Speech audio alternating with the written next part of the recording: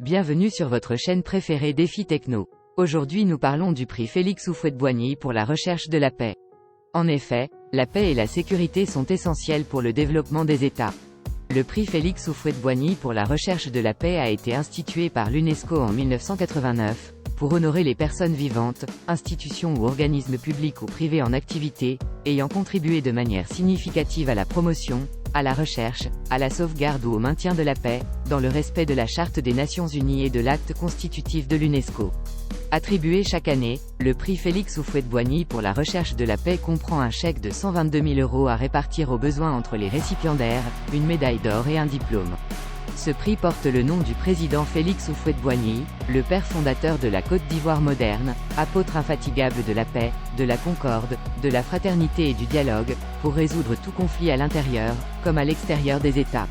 Pour son édition 2022, qui consacre également les 30 ans du rappel à Dieu du président Félix Houphouët-Boigny, Madame Angela Merkel, l'ancienne chancelière fédérale d'Allemagne, a reçu le prix Félix Houphouët-Boigny, UNESCO, pour la recherche de la paix, des mains d'Audrey Azoulay, directrice générale de l'UNESCO, et d'Alassane Ouattara, le président de la République de Côte d'Ivoire. Le jury reconnaît ainsi sa décision courageuse, prise en 2015, d'accueillir plus de 1,2 million de réfugiés, venus notamment de Syrie, d'Irak, d'Afghanistan et d'Érythrée. Une mention honorable a également été décernée à Julienne Lusange, présidente de l'ONG Solidarité Féminine pour la Paix et le Développement Intégral, pour son engagement auprès des femmes victimes de violences sexuelles au Nord Kivu, en République démocratique du Congo.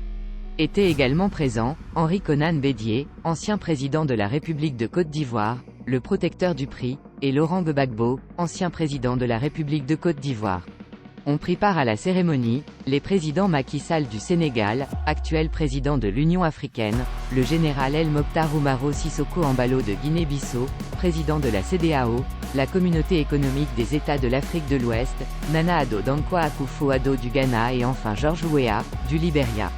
Pour mettre en œuvre la résolution créant le prix Félix Houphouët-Boigny pour la recherche de la paix, l'UNESCO a fait appel à d'éminentes personnalités de renommée internationale, connues pour leur action en faveur de la paix dans les domaines où elles ont exercé leur activité. On y trouve des hommes d'État, des savants, des juristes, des diplomates, des militants des droits de l'homme, qui se sont signalés par leur attachement aux idéaux de la Charte des Nations Unies et de l'acte constitutif de l'UNESCO, et qui ont accepté de faire bénéficier le prix de leurs compétences et de leur prestige. Le jury 2022 est composé de Dr Denis Mukwege, gynécologue, président du jury.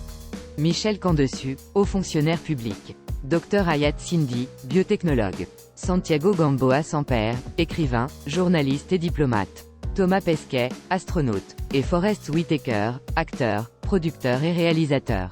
Voici les 30 lauréats du prix. En 1991, les présidents, Nelson Mandela et Frédéric de Klerk.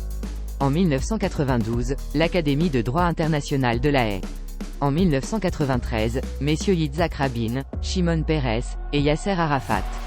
En 1994, le roi Juan Carlos, et le président Jimmy Carter. En 1995, le HCR, et Madame Sadoko Ogata. En 1996, messieurs Alvaro Enrique Arzu Irigoyen, et Rolando Moran. En 1997, le président Fidel Ramos, et le leader Nour Mizrahi. En 1998, Madame Sheikh Hasina, et Monsieur Georges Mitchell. En 1999, la communauté Sant'Egidio. En 2000, Madame Mary Robinson.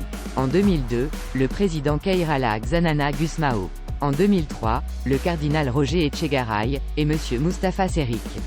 En 2005, le président Abdoulaye Wade. En 2007, le président Marty Ahtisaari. En 2008, le président Luiz Inácio Lula da Silva. En 2010, les grands-mères de la place de Mai. En 2013, le président François Hollande. En 2017, Madame Giuseppina Nicolini, et SOS Méditerranée. En 2019, Monsieur Abiy Ahmed Ali. En 2022, Madame Angela Merkel, ancienne chancelière fédérale d'Allemagne. Le chemin vers l'éducation, la paix et l'égalité est long, mais nous réussirons si nous le parcourons, disait Malala Yousafzai, lauréate du prix Nobel de la paix en 2014. L'intelligence défend la paix, l'intelligence a horreur de la guerre, nous disait Paul Vaillant-Couturier.